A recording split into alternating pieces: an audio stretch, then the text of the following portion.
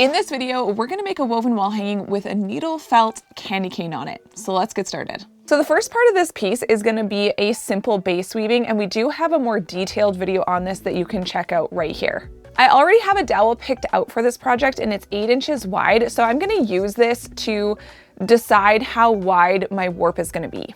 For my warp, I'm gonna be using 412 linen. I really like the natural look of this and I want this piece to have that feel. So to begin, I'm just gonna tie an overhand knot to create a loop in my warp string. And then cut off the excess so it's not getting in my way. So I'm gonna slide my dowel down to the bottom of my loom here and decide where to start my warp. I am just gonna be doing a single warp for this piece, which means that there will only be one string between each of the notches. Another thing that I would like to do is make sure that I have an even amount of groups of 2 at the top. That's gonna make it easier to hang on the dowel later in even groups. So I have a total of 28 warp strings on my loom, and this is a 4 ends per inch loom. So you can see there that that's a little bit narrower than my dowel, and it has an even amount of strings that works out to even groups of 2, if that makes sense. So I'm gonna cut off my excess string here and just tie a knot at the bottom of my loom. So now that I have my warp on my loom, I'm gonna tape down the loom so that while we weave, it doesn't slide around. Now that it comes to the part where I'm deciding how long the weaving is gonna be, I'm mapping this out. I have a couple different pieces of cardstock here for the bottom. So one is a little bit taller than the other and I need to decide which one I'm using. So one thing you can do if you've already got your dowel picked out and you wanna hang your weaving directly from the loops at the top, you can actually create a lark's head knot off of your weaving so that you can figure out how much length that you want at the top. I'm just kind of creating a loop here. We'll do a nice long one. So just fold over a piece of warp string. This is still attached to the spool. I don't need to cut it. And then I'm gonna create that lark's head knot by flipping over, I'll do it over here, flipping over that loop and then grabbing these 2 loops. Now I'm gonna slip that over top of my dowel and then decide where I want this. So I don't usually try to get my weaving super close to the dowel. It just makes it a little bit harder. So I'm gonna give myself a little bit of length here. This is about 3/4 of an inch or so. It's not an exact measurement and it definitely doesn't need to be. So I'm gonna keep my fingers here, my left hand, I'm gonna keep that taut. And then what I can do is grab my measuring tape while still holding on to this, and I can just measure how long that is. So for me, that's gonna be about, looks like 2 3/4 of an inch, which I think happens to be the same. Yes, this is also 2 3/4. So I wanna leave this much space at the top of my loom to put my dowel on. This is, by the way, a 5/8 thick dowel. So just keep that in mind. If you're using the same thickness of dowel as me, I'm leaving about 2 3/4 inches at the top. Again, this doesn't have to be super exact, but it just gives us a rough measurement to work with. Now for this cardstock, I'm just gonna weave this in with plain weave. So that's just over one, under one, all the way across my loom and stick that down there. Now I get a lot of questions on why do I put cardstock or cardboard at the bottom of the loom? And it's just to keep the bottom of your weaving straight when you're starting. Once you have your twining stitch, your base work, and a little bit of your weaving, you can definitely take this out. And I often do that if my warp is getting a bit too tight. But this is just something that is actually sturdy to beat down that weft onto without having to constantly check that the bottom of your weaving is still straight. So I'm gonna be using a natural cotton string for my fringe. I'm gonna make the base work underneath that also an off-white. So that's a really good thing to keep in mind, that whatever the color of your fringe, you wanna make sure that your base work is a similar color, because often you see a little bit of it poking through if the fringe is sitting a certain way. So the piece I just grabbed for this is about 4 and a bit widths of my warp. So 1, 2, 3, 4, and then I grabbed a little more. I always grab extra because it's really frustrating if you run out of yarn before you're done your base work. First, I'm gonna weave 1 row of plain weave and then do a twining stitch over top of that, leaving a nice long tail on one end.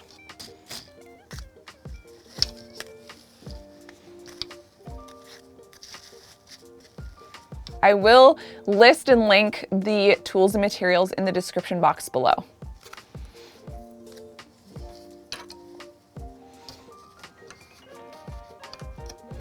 Now that I'm done my twining stitch, I'm going to follow that up with 2 more rows of plain weave on top.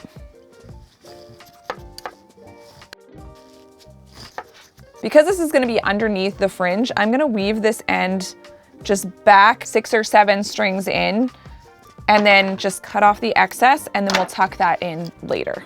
Now I'm ready to add my fringe, and for this fringe, I'm going to be using a combination of 5mm recycled cotton string as well as 2mm. I really like that combo. So these are the 2 sizes that I'm using, and I would like to create a fairly short fringe for this one.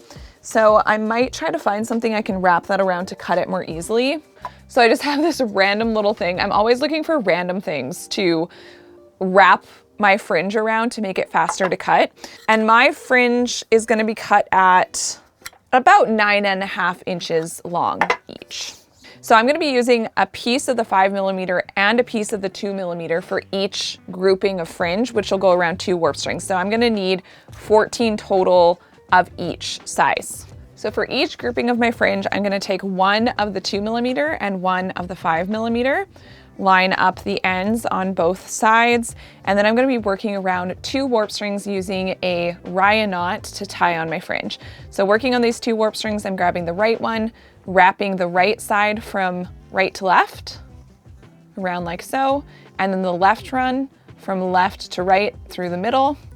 Then before I tighten this all up, I'm gonna match up the ends and then just pull it down. And then I'm gonna do that all the way across. I'm not worrying about my fringe not being perfectly even at the bottom right now. I'll cut that at the end. All right, so now I'm ready to get started weaving. I'm going to be using this beautiful green, super bulky yarn. So I'm just gonna grab 3 of my arm's lengths, thread my needle, and start weaving. So this is just gonna be plain weave for the background. It's very simple. So I'll weave the whole thing plain weave, making sure that I leave this amount of space at the very top of my weaving. I'm not actually using this for anything, but it happens to be the right measurement for the top. So that's why I keep putting it up here just to visualize where I need to weave to.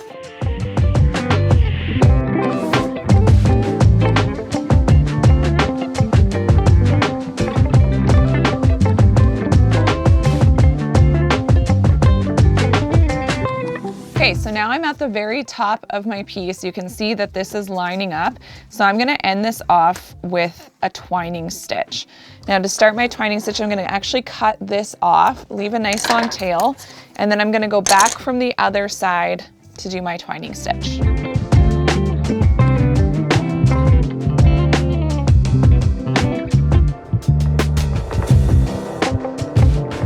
So now I'm done the weaving portion, and I can kind of make sure that this is nice and straight at the top, which it's pretty dang close. And now I'm gonna tuck in all the ends. So first I'm going to cut off the excess on this one, leave myself a tail, and then I'll grab a plastic yarn needle to tuck in the ends. So here's the plastic yarn needle I'm using.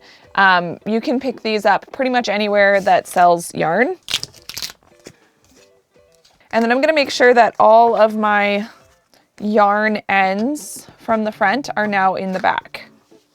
So I'm just gonna thread up the ends and then weave them through a couple of these back loops. And for the very bottom, I usually go through a few. I can go back down here. And then back up like that. And then I can just trim off the ends.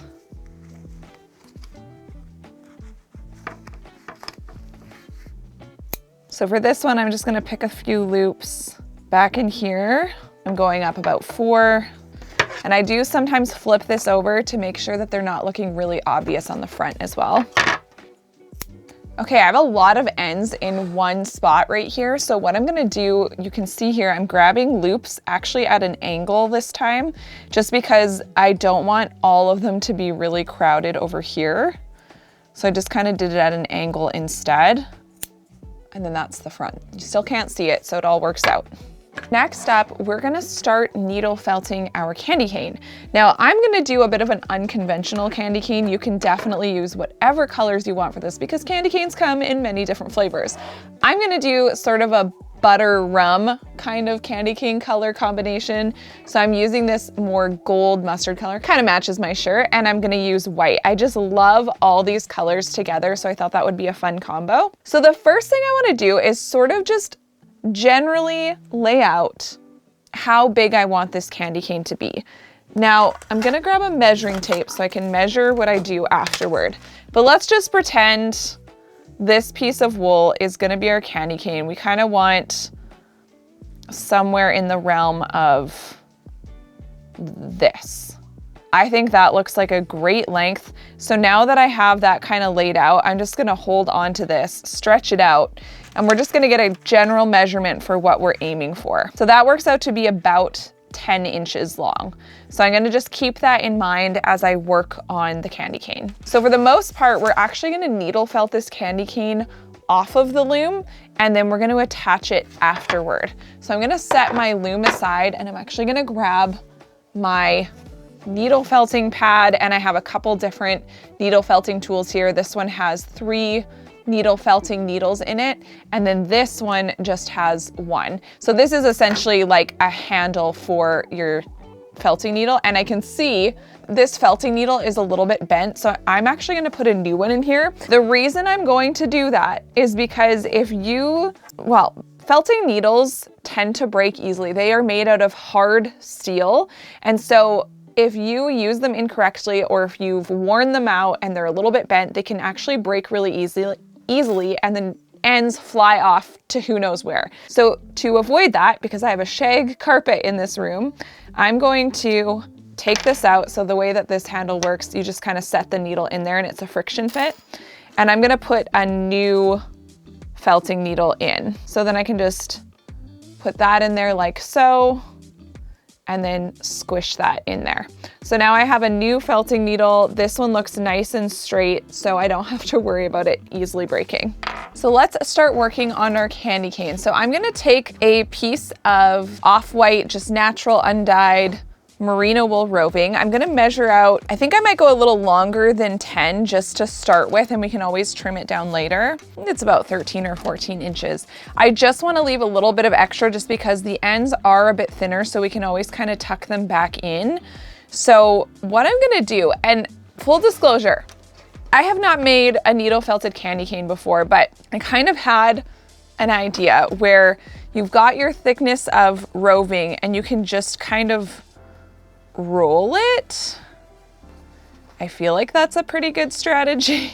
The other thing we could do is twist it. That'll probably help with the bend a little bit more. Okay, let's just start. So I've got my roving, and this particular piece of roving is really thick because roving is natural. It is sheep's wool.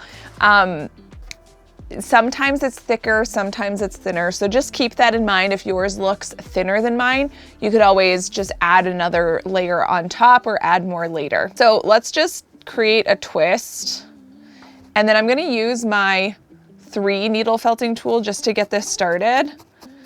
And basically what I wanna do is just have a little bit of needle felting to hold it together. And I do wanna create the cane part of this kind of right away. We could do it at the other end though too. So I'm just kind of like felting it a little bit, turning it, felting it, turning it. And like, we don't need to worry too much about that yet. We will shape it as we go. Then I'm gonna just twist it a little bit more. Be really careful not to get this anywhere close to your fingers. It will hurt. And I'll just twist it some more. So you can see that we're starting to get a bit of like a tube shape. I want my candy cane to go kind of that way, but I'm just gonna keep doing this. So I'm gonna twist it a little bit, felt it, twist it, roll it, bob it. Because basically we wanna make sure that we are needle felting it from every side so that it goes a little bit more round.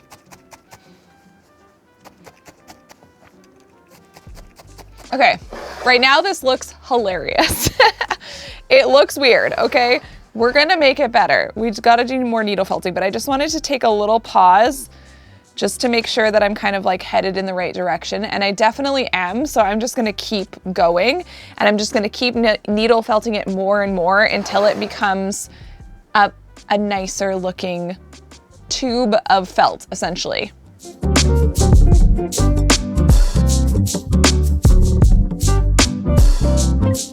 Okay, so I still have a ways to go with the needle felting on this, but I wanna start creating that cane shape, because if I just create this in one long tube and then bend it later, we're gonna start to get some wrinkles here that I don't really want. So I'm just gonna kind of set this on here, and you can see that we are at about the right length. So I think that looks pretty good. You can always print yourself off a template if you want, but a candy cane is a pretty easy shape to work with. So I'm just gonna kind of set this here. I might even grab my single needle, and I just wanna start to create that cane shape. So you can see one of the main things you wanna note with needle felting is that whatever angle you go in to your wool with, you want to come back out at that angle. So you want to go in and out at the same angle. You don't want to go in, turn, and then come out. That is what's going to cause needle breakage more often than not. Sometimes the needles do just break. They are steel, they do break, but that is one really easy way to make your needle last longer. And then of course, don't put your fingers in the way of where you're felting. So if I'm going in right here, I am not gonna put my finger right here. I'm gonna hold this over here and go like this, because you can see that my needle is coming out the other end. So I'm just always paying attention to where my hand, the hand that's supporting the piece is, so that I don't hurt myself. So what's handy now is I'm kind of needle felting into the foam right now, which is totally fine. I will pull it up at some point, but this is gonna just help me get that shape more in place. And I can use my multi-needle tool again as well. Although for this, it just seems like the one is a little bit easier to work with. So then every once in a while, I can just kind of pull this up, and you can see we don't have that shape permanently yet or anything like that. I can even like flip this over and needle felt it from the other side as well. So I flipped it over and needle felted for a little bit, and now I'm gonna flip it back over and continue that process. So you can see that I'm kind of going in from the sides, from the top. I'm continually trying to create that more round shape in this main kind of tube of the piece. Okay, so I'm mostly just needle felting from one side now. Because this is going on to a flat piece, I don't mind that the back is gonna end up a little bit flat. I just wanna make sure that this side of it looks really good. This is taking quite a while because I made this really thick, but I kinda love it because I think it, you know, the proportions work well here. Now I should start making the bottom make a little bit more sense. I'm gonna cut this off a little longer than I need. And now I'm gonna start needle felting this. The single needle seems to be doing the trick for this one. So I'm just gonna start needle felting this kind of towards that end. See how it's kind of bringing it in? And I'll keep bringing it back to here to make sure it's gonna be the right length.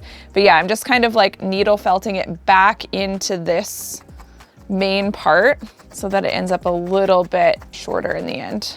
It's a hilarious fluffy end right now, but it'll come together. Oh, okay, I just broke a needle. I got a little bit too aggressive with that. So I'm gonna set this into a container. You don't want random needle felting tips just floating around your room, that's for sure. Okay, I'm gonna go back to this needle. The bottom got a little bit thick, as you can see. So I'm gonna try from the back end. So this is the front of my candy cane and this is the back. So I'm just gonna trim some of the bulk out from the back so that it's a little bit less bulky. I can already tell that that made a difference. I'm gonna keep on needle felting till I feel like it looks as good as I want it to.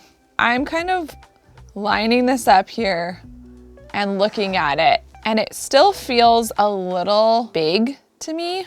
I could cut off this end, which might be a good idea just because it's a little bit thin right there. But I could also cut off some of the this end, which is still a little on the thick side, because I just feel like it's too long. Okay, this is a little bit, this is a lot candid because I haven't actually made this exact thing before. So I'm just gonna go ahead and cut off a chunk. Hopefully I don't regret that. Oh, and I definitely won't. Okay, see how that kind of fits on the piece a little better, because now there's like some space up here, there'll be some space down here, and just overall that looks like a better proportion to me. Since I cut that off, I am gonna just go back and needle felt this end so it's a little bit less harsh of a edge, I guess. I wanna add my stripes now, so I'm gonna grab my piece of this gold color, and I am gonna just briefly see if this is gonna be long enough to create enough stripes. It might be a little bit short, but let's just try to grab a thin piece. So this is already like a half width, but I'm just gonna try to grab a fairly narrow piece, and I'm gonna start my stripe underneath and just start wrapping and see if this will be long enough. Okay, I think that actually looks pretty good. The only thing I'm not loving is this very end. Feels like it's a little bit thin. So let's try that again. That actually looks pretty good. I can always add a little bit more on this end if I feel like it's necessary later. So I think what I want to do now is just sort of felt this into place a little bit so it doesn't just like easily come undone. So I kind of have that in place now where it won't just like super easily fall off. So now I'm gonna take this off and I'm gonna set it onto my actual piece. Now I did use linen warp string, which is a little bit harder to needle felt into. So just keep that in mind if you also use linen, that you don't wanna go reaming in there really aggressively, because linen warp string is very dense in comparison to cotton. So if you want it to be a little bit easier, just use cotton. So now all I'm gonna do is I'm gonna prop up my loom just with a couple of books here. Basically a thick enough book that I can still get my needle felting pad underneath where my candy cane is. And I'm gonna start needle felting this into the piece now. So we don't have to glue it, but you absolutely can. If you would prefer to make the candy cane off of the loom and then just glue it on after, you can do that. So I'm gonna set this to where I think looks fairly centered. So mainly I'm looking between here and here. So I'm pretty much spot on there. So I'm just gonna start needle felting that all the way through my piece. And I wanna make sure this is gonna stay straight. And that's how this is gonna get attached on my piece. So I'm gonna just keep on needle felting right through the piece.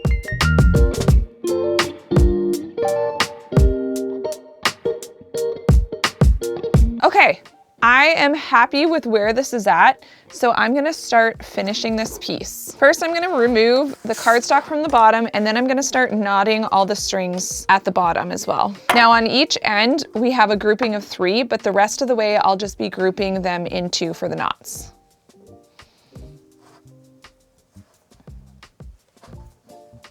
So you can see all the fuzziness on the back of the piece, and that's where I needle felted the candy cane through. So it's kind of providing a bit of a Velcro effect to keep the candy cane on the piece. Now that this piece is off the loom, I'm gonna tuck in all of these warp strings. I'm gonna use a lark's head knot to hang this on my dowel, and I'm gonna trim off the fringe so we can see the piece completely finished.